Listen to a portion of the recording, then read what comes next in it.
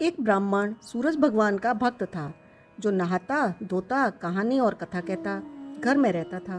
ब्राह्मणी कहती, कमाई बिना कैसे चलेगा। ब्राह्मण कुएं पर जाकर बैठ जाता तो पनिहारी बैठने नहीं देती, बाहर आकर बैठता तो लड़के बैठने नहीं देते, हाट पर जाकर बैठता तो हटुआ नहीं बैठने देते। जब वह निराश होकर उजाड़ में जाकर बैठ गया तो वहाँ एक सूखा हुआ पीपल और तालाब था। ब्राह्मण नहा धोकर पूजा पाठ किया, कहानी पढ़ी, कथा पढ़ी।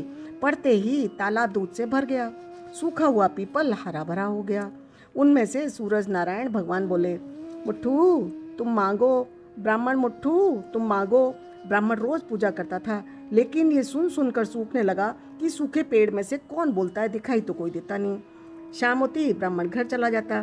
ब्राह्मणी ने पूछा, ब्राह्मण देवता आप दिनों दिन सूखते क्यों जा रहे हो। ब्राह्मण देवता बोले, मेरे दुख की मत पूछो। मैं जहाँ कुएं पर जाता हूँ मैं जहाँ पर जाता हूँ वहाँ पे उजाड़ है एक सूखा पीपल है और एक सूखा तालाब है। तो जैसे ही मैं पूजा पाठ करके कहानी सुनाता हूँ वैसे ही वो हरा भरा पीपल हो जाता है और तालाब दूध से भर जाता है। आवाज़ आती है, ब्राह्मण मुट्ठू मांगो। ब्राह्मणी बोली, वो तो सूरज नारायण है, इस बार बोले तो सब कुछ मांग लेना। ब्राह्मण ने पूछा, क्या मांगूं। ब्राह्मणी ने कहा, जैसे मैं कहूँ वैसे मांग लेना।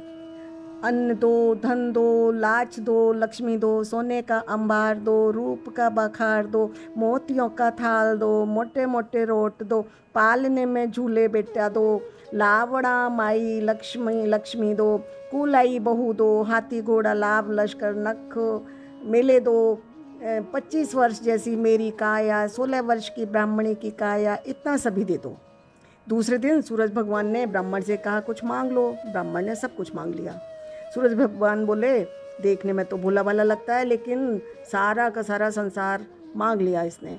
सूरज भगवान बोले, तुम्हारे सभी सुख हो जाएं। ब्राह्मण घर आ गए, देखा झोपड़ी की जगह महल है, महल में ब्राह्मणी उसे बुला रही है, कंचन जैसी उसकी काया है। ब्राह्मणी बोली, महल में पधारो, सूरज भगवान आप पे प्रसन्न हो गए हैं, हमने जो भी मांगा सब दे दिया।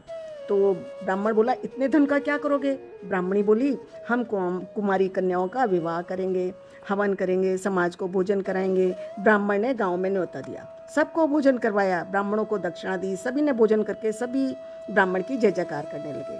उसी देश के राजा ने ब्राह्मण को बुलाकर पूछा, इतना धन कहाँ से आया। सारी बात बता दी।